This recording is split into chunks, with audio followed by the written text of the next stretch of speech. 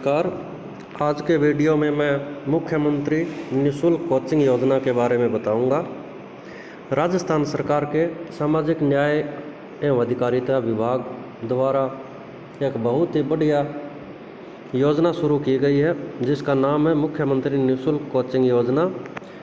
इस योजना के द्वारा विभाग के छात्रावास जैसे अंबेडकर छात्रावास या आवासीय विद्यालय में आवासरत सभी श्रेणी के विद्यार्थी, इसमें SC, ST, OBC, SBC और जनरल सभी कैटेगरी के विद्यार्थियों को जो आर्थिक रूप से कमज़ोर है लेकिन प्रतिभावान हैं, उनको इंजीनियरिंग, मेडिकल, मैनेजमेंट और लॉ इनके पाठ्यक्रम में प्रवेश के लिए प्रतिष्ठित कोचिंग संस्थानों में कोचिंग की पूरी राशि है वो सरकार के द्वारा दी जाएगी। जैसे हम इंजीनियरिंग की कोचिंग या JEE की कोचिंग, मेडिकल की कोचिंग जिसका नाम नीट है, विधि के पाठ्यक्रम की कोचिंग जिसको क्लैट या सेट कहते हैं, मैनेजमेंट की कोचिंग जिसको कैट या मैट कहते हैं, ये जयपुर और कोटा के प्रतिष्ठित कोचिंग संस्थानों में कोचिंग करवाई जाएगी। इसके लिए पात्रता की शर्तें क्या है?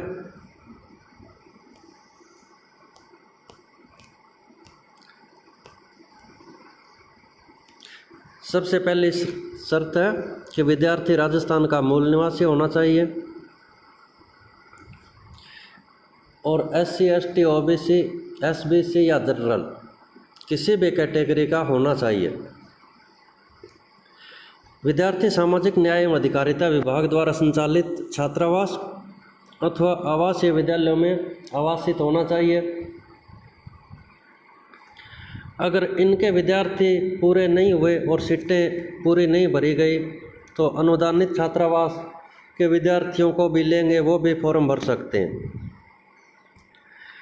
इसमें SC, ST और SBC इनके विद्यार्थियों के कक्षा 10 में 60% या अधिक अंक होने ज़रूरी है और OBC और जनरल के विद्यार्थी हैं उनके 70% या अधिक अंक प्राप्त होने ज़रूरी है। और विद्यार्थी द्वारा जो इंजीनियरिंग या तकनीकी या मेडिकल या विधि पाठ्यक्रम में कोचिंग के लिए कक्षा 11 व 12 में कोटा या जयपुर के स्थानीय राजकीय अथवा मान्यता प्राप्त निजी विद्यालय में नियमित रूप से अध्ययनरत होना चाहिए। जो विद्यार्थी राष्ट्रीय स्तरीय प्रबंधन शिक्षण संस्थानों जैसे IIM में प्रवेश के लिए कैट और मैट की कोचिंग के लिए UG या PG में कोटा या जयपुर शहर के किसी भी राजकीय अथवा मान्यता प्राप्त निजी विद्यालय में नियमित रूप से अध्ययनरत होना चाहिए। मेन बात यह है कि जयपुर या कोटा के राजकीय या प्राइवेट स्कूल में या कॉलेज में अध्ययनरत होना ज़रूरी है और इनकी वार्षिक आय 2.5 लाख रुपए से ज़्यादा नहीं होनी चाहिए।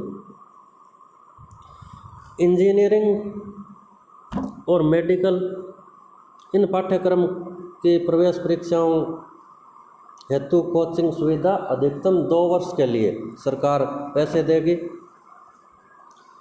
और प्रबंधन, मैनेजमेंट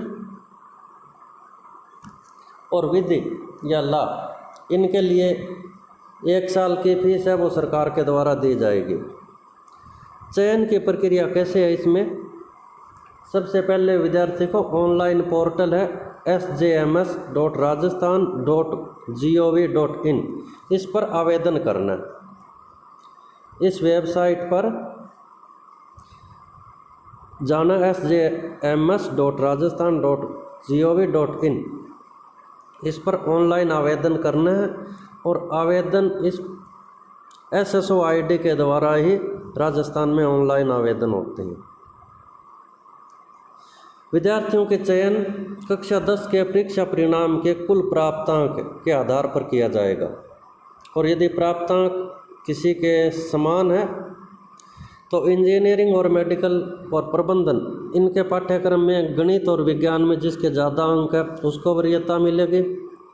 विधि पाठ्यक्रम के लिए सामाजिक विज्ञान विषय के प्राप्तांकों को वरीयता दी जाएगी।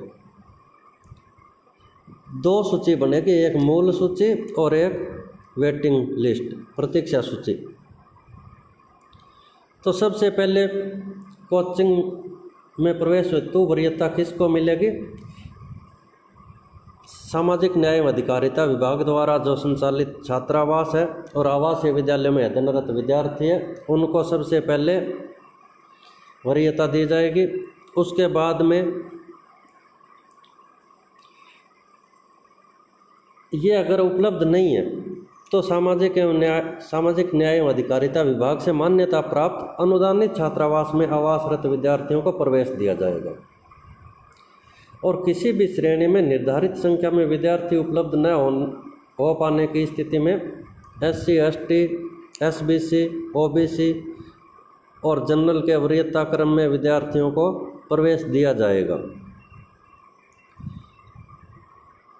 इनकी सीटें वर्तमान में ये सीट है और भविष्य में ये सीटें बढ़ सकती है। जयपुर शहर के लिए ये सभी श्रेणियों की इतनी सीटें, SC, ST, SBC, OBC, general. तकनीकी पाठ्यक्रम ये इंजीनियरिंग के लिए 40 सीटें, मेडिकल के लिए 35 सीटें, विधि या लॉ पाठ्यक्रम के लिए 15 सीटें और प्रबंधन के लिए 10 सीटें। कुल 100 सीट एक कैटेगरी की एक शहर में है। तो ये जयपुर शहर के लिए 500 सीटें हो गई और कोटा शहर के लिए भी 500।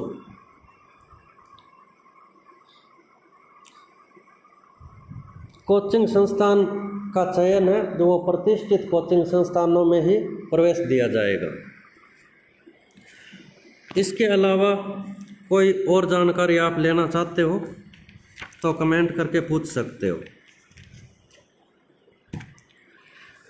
फिलहाल कोविड महामारी के कारण सभी कोचिंग संस्थान और शैक्षणिक संस्थान अभी बंद है, इसलिए अभी आवेदन प्रक्रिया शुरू नहीं हुई है।